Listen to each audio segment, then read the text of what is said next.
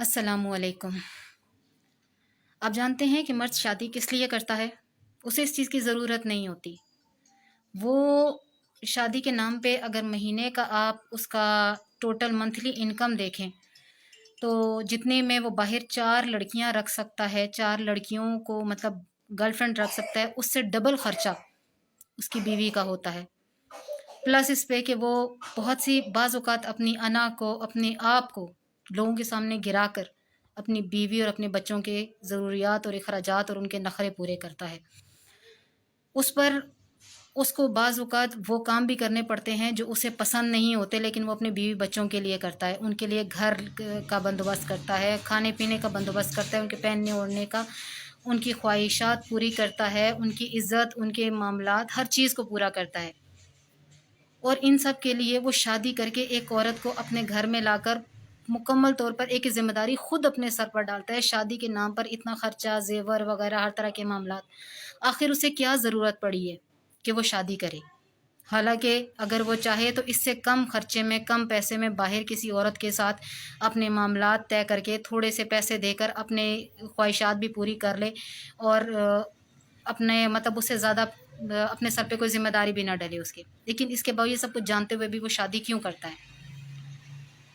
اللہ تعالیٰ نے یہ دنیا بنائی، اسے کیا ضرورت تھی؟ اس کی عبادت کے لیے تو فرشتے موجود تھے، لیکن اس کے باوجود اس نے انسان پیدا کیے، اس لیے کہ وہ چاہتا تھا کہ ایک ایسی مخلوق ہو جو میرے آگے سجدہ کرے، جو میرا شکر ادا کرے، جو صرف میرے اور میرے پہ ڈپینڈ کرتی ہو، جس کی تمام ضروریات میں پوری کروں اور میں بدلے میں اس سے کچھ لوں نہ۔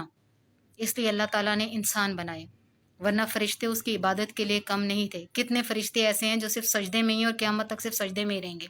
اور اللہ تعالیٰ نے انسان کو یہ چیز کہی کہ وہ ہر گناہ کی معافی دے دے گا، لیکن شرک معاف نہیں کرے گا، کیونکہ اللہ تعالیٰ کسی انسان کے منہ سے کسی اور کو اپنی برابری پہ برداشت نہیں کر سکتا۔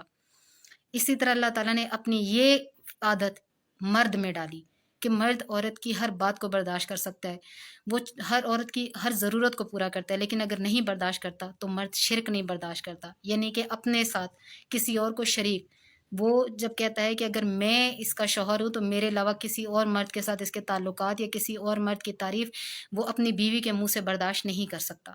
جس طرح خدا اپنے بندے کے منہ سے کسی اور کی خدائی برداشت نہیں کر سکتا، اس طرح مرد اپنی بیوی کے منہ سے کسی اور مرد کی تعریف یا کسی اور کی اچھائی برداشت نہیں کر سکتا۔